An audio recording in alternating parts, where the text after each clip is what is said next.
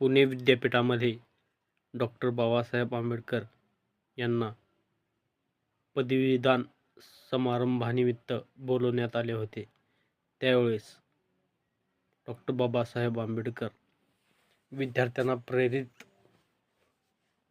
करताना म्हणतात की विद्यार्थी जीवनात विद्यार्थ्यांनी कोणत्याच गोष्टीशी तडजोड केली नाही पाहिजे. कारण विद्यार्थी जीवनच हे असं आहे की ते त्यांना त्यांच्या यशाचे द्वार खोलून देऊ शकतं.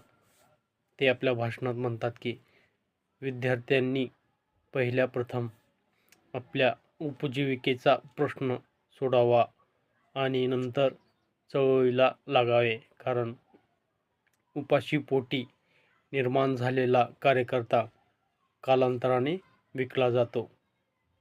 यातूनच आपण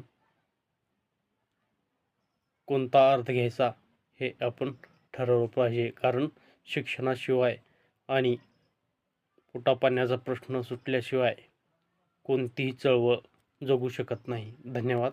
जय भीम.